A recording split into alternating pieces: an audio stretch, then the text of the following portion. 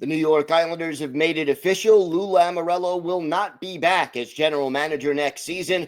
We'll talk about Lou's legacy and what this change means looking forward. All that and more on today's Locked On Islanders podcast.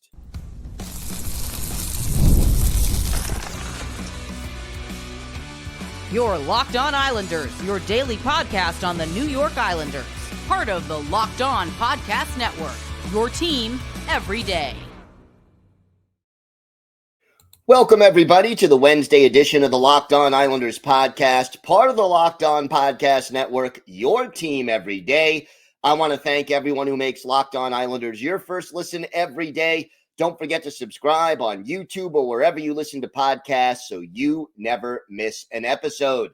Today's episode is brought to you by FanDuel. Right now, new FanDuel customers can get $250 in bonus bets if your first $5 bet wins.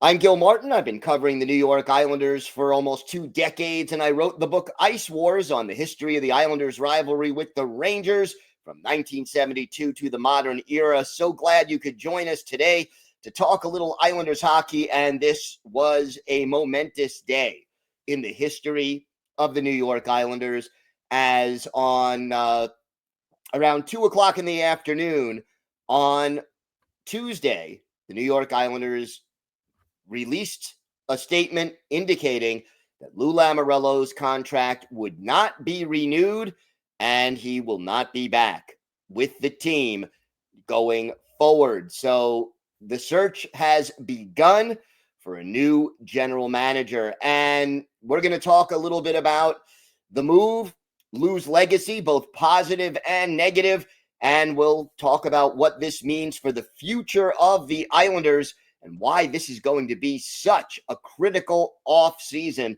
for this franchise. Just so much going on right now. Lou Lamoriello, I never want to take joy when somebody loses their job. But that being said, I think that this was the right move for the New York Islanders going forward. And you look at this roster and where this team is and the way this team is constructed, not just the team, but the entire organization. And you kind of realize that it was time, probably past time, to make changes in the direction of the team. And you looked at the fact that this team has not won a playoff round in 4 years, missed the playoffs twice, eliminated in 6 games 1 year, 5 games the other, that the team has not really had any consistent success since Barry Trotz left and was, let go as coach. And the age of the team and the fact that this core, Lou kept doubling down on this aging core and really refused to make a change of direction. And that ultimately was his undoing. And when you add to that what we saw at Bridgeport this year, a team that lost, was the worst record in the AHL, by a large margin. And a team that only won 4 home games out of 36 this season, a record of futility in AHL history. But more importantly, an organization that did not have any highly regarded prospects ready to step in. So in the NHL, when you're asking hundreds of dollars per ticket to attend a game, and you add the driving or taking the train to get there, the cost of parking, the cost of food, you're dropping, if you want to bring a family of 4 to a game, you're dropping $700-800 easy. And, even if it's just you and a friend, or you and your spouse, or whoever, you and your significant other, you're talking about easily a $300-400 night when you add everything up. And in order to get people to consistently purchase your product, you need to either give them a winning and entertaining product on the ice, or reasons for hope that that winning team and that entertaining product is on the way. And unfortunately, this year, it became readily apparent to the fans, and eventually when the fans voiced their discontent to ownership, that this team was not winning. This team was older and slowing down, because this is essentially, mostly, the same core that got this team to back-to-back conference finals in 2020 and 2021. And when you saw that Lou was not going to change things up significantly, he would make a move or two every year and chase a wild card spot in the playoffs. And I think the fatal flaw in Lou Lamoriello's approach to building the team was twofold. Number one, he was loyal to a fault to his players and his coaches.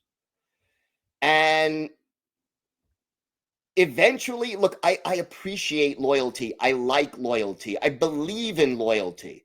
But even Lou himself said many times, and everydayers, you will recall we've discussed this, that he would not let loyalty get in the way of winning. But unfortunately, he kind of did let it get in the way of winning, whether it was keeping certain assistant coaches well after they should have been released, whether it was signing players to long-term deals with no trade clauses that, did not deserve a 7-year extension. Third and fourth line forwards, third pair defensemen getting long contracts for a lot of money with the no trade clause. It undermines the ability of the team to make maneuvers when things go wrong. And you add to that trading away 4 first-round draft choices in a row to keep a team that never really was an elite and dominant team, at least during the regular season, in contention to stay as the first or second wild card. Lou Lamoriello's tenure with the team, and it lasted 7 seasons, and he made the playoffs in 5 of those 7 seasons. But during none of those 7 seasons were the Islanders an elite team during the regular season. And they barely made the playoffs almost every year that they made the playoffs. So realistically, at some point, you got to make changes. And Lou was just too slow to make those changes. And eventually, he became a prisoner of his own mistakes. When 7 or 8 players on the team have either full no trade clauses or modified, partial no trade clauses where you have 15, 16 teams that you cannot be traded to, or a complete no trade clause, you don't have the flexibility to course correct when things go wrong. And you looked at Bridgeport. The problem was not so much that they were losing. Winning in the AHL is not always primary. You don't want them to be that bad, like record-setting bad, like they have been. So I'm not letting go of this entirely.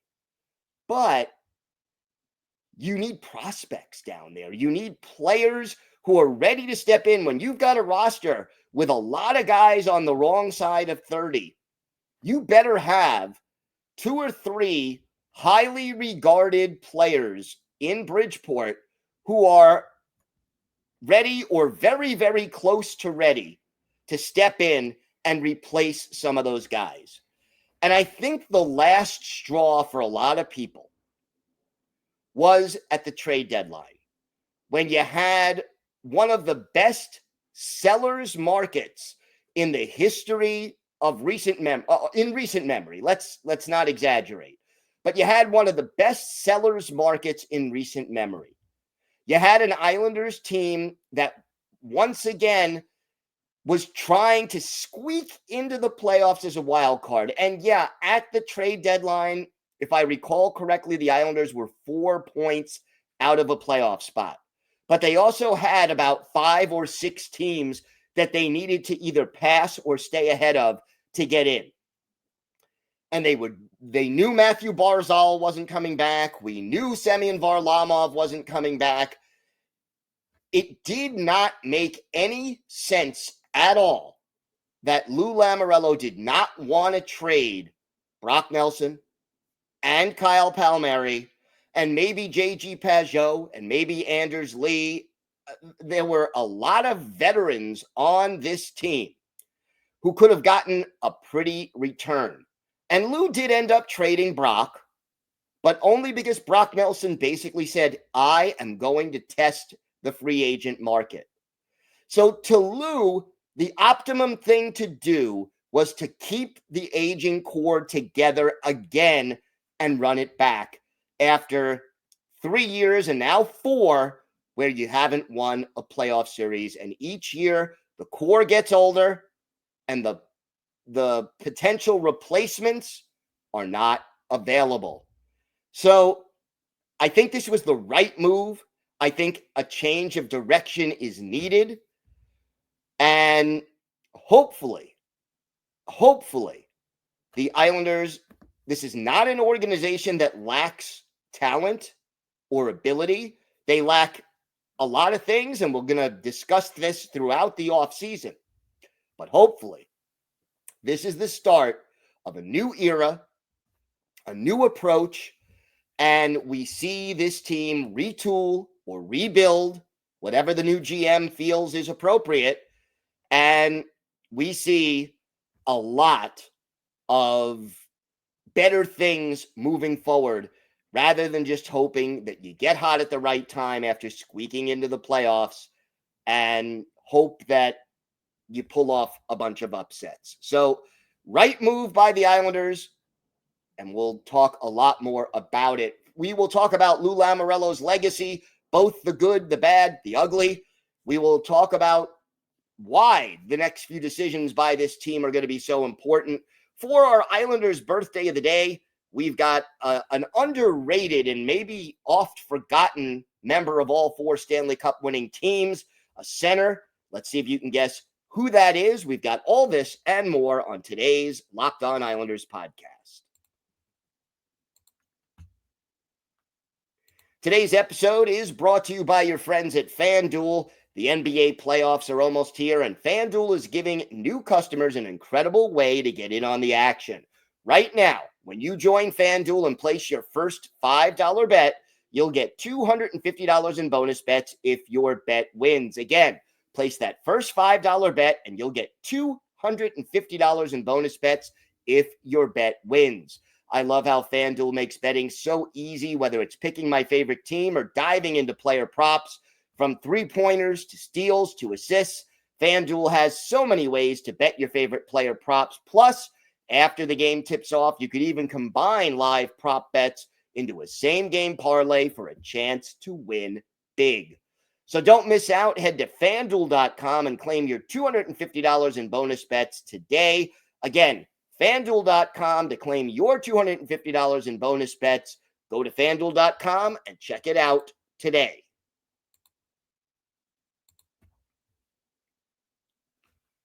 So I have to say this, and, a lot of people will think, everydayers who have been watching or listening to the show for a long time, that I wasn't a Lou Lamoriello fan.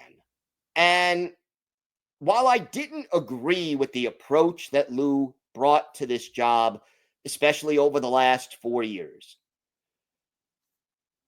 he will right now, if you were to list, the best general managers in Islanders history, going all the way back to 1972, Bill Torrey, by far, no comparison, the number one guy, the dynasty, the 4 Stanley Cups, 19 straight playoff series wins, how many Hall of Famers he drafted, and how many good trades he made over the years. Nobody is going to even come close to Bill Torrey. But the second most successful general manager in Islanders history, I don't think there's any doubt that it's Lou Lamoriello. And what he accomplished when he first got here in 2018 was the best thing that had happened to this franchise since the dynasty years. The Islanders had not won a playoff series between 1994 and 2015? They finally win one in 2016. And then you don't win again until Lou gets here. The Islanders, when Lou got here, lost John Tavares, their captain and their best player. And among the good things that Lou did, he locked up certain players after losing Tavares. And I think the best move by far that he made as GM of the New York Islanders, he brought in Barry Trotz to be head coach of the New York Islanders. And I think it's a fair question to ask. If Lou Lamoriello was not the GM, would Barry Trotz have been the coach of the New York Islanders at all? Whether Garth Snow stayed or somebody else was hired, I don't think you get Barry Trotz without Lou Lamoriello. And even if you do, you still have to give Lou credit for that move. Because Barry Trotz maximized the talent that he was given. And Lou made some good trades. Bo Horvat trade worked out pretty darn well. The J.G. Pageau deal, for the most part, worked out pretty well. Alexander Romanov, been a solid addition to this team. But at the same time, you think about the mistakes. Not moving on from some of his coaches, some of his players, the guys that he loved, the guys that, started to slow down, but never not only never were traded or were re-signed anyway, but when guys made mistakes on the ice, certain guys could make the same mistake over and over and over again, and they stayed in the lineup. And other guys, they got called out or benched, especially younger guys. One thing that Lou did not do particularly well was draft and develop players. If you look at the moves Lou made, the best moves he made were acquiring someone in a trade and then signing them. And unfortunately, and he himself admitted, too much money, too much term. And then you add in those no trade clauses. Lou did a good job of getting this team together. Barry Trotz comes in. You move on from Tavares. You go on those 2 extended playoff runs to the conference final in the bubble year and in the COVID-shortened year. And look, the Islanders were 1 goal away from reaching the Stanley Cup final. But what he didn't do after that was understand the big picture, that the team was getting older, that the team was slowing down. And look, you want to stick after going to the conference final in back-to-back years, you want to stick with this core? Absolutely. I get it. You want to just try to tweak it a little bit because you were this close to getting to the Stanley Cup final. Fine. But when it doesn't work 1 year and it doesn't work 2 years, you got to start realizing, to everything there is a season, right? There's a time to build up and a time to break down. Well, Lou didn't get the memo that it was time to break down, time to make changes. A good GM, an elite GM, knows that you try to win, but you always have to keep one eye on the present and one eye on the long-term situation. And Lou didn't do a good job here, ultimately, of the long-term situation. The way he lost certain players, Devon Taves, Nick Leddy, Jordan Eberle, who he exposed in some of those expansion drafts, the long-term no trade deals, with Pierre Engvall and Scott Mayfield, and just again, not everything even the best GMs are going to do is going to work all the time. And I'm not going to sit there and nitpick on every little mistake or move that Lou made that didn't work out. Some things are out of a GM's control. If Anthony Duclair stays healthy this year, does he fit in better? Does he have a productive season? We will never know, but possibly. That's not something that any general manager can control. But as an overall approach to keep doubling down on the same aging core, not trading Brock and Palms and maybe some of the other aging veterans at this trade deadline when it was a seller's market and the team is, at best case scenario, squeaking into the playoffs to be eliminated again in the first round. That is not the proper approach. He did not realize, ultimately, that sometimes you got to take one step back to try to take two steps forward. So if you trade a Kyle Palmieri for a second-round pick or a mid-level prospect, you could take that pick or that prospect. Even if you want more, you can make a trade later at the draft or during the offseason using those assets to get something you do want. And Lou just didn't see that it was time to make changes. And so he didn't. And the team slowly sank into the muddy middle and just kept gradually sinking. Look, I thank Lou Lamoriello for what he accomplished for this organization. Like I said, I think if you list all the GMs in Islanders history, he's going to be the second most successful. But it was time to move on, and ownership saw the fans' discontent. The fans were voting with their feet, and ultimately, they did the right thing by moving on from Lou Lamoriello. All right, we've got a lot more to get to on today's show. An important hire awaits this team. It's going to impact the Islanders big time. We'll talk about how a new GM will impact a lot of things and a lot more coming up on today's Locked On Islanders podcast. Today's episode is brought to you by Wonderful Pistachios. Looking for a snack that's both delicious and nutritious? Crack into a good source of protein with Wonderful Pistachios.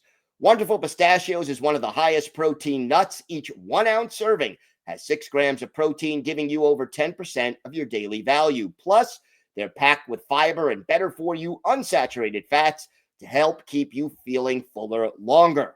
Personally, I love the no shells variety. It's the perfect grab and go snack for busy days. Whether I'm snacking at my desk, on a road trip, or just need a quick protein boost, they're always my go-to. And if you love cracking open every shell for that satisfying crunch, the in-shell options are a classic favorite. So get snacking and get cracking with the snack that packs a protein punch. Visit wonderfulpistachios.com to learn more. That's wonderfulpistachios.com to learn more.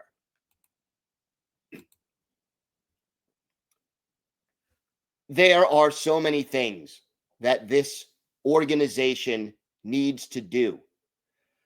And it will be up to the new GM and maybe the new president of hockey operations. We don't know if it's going to be the same person or a different person, but they've got to make a lot of decisions. And minority owner and operating partner John Collins is going to lead the search to be the next GM.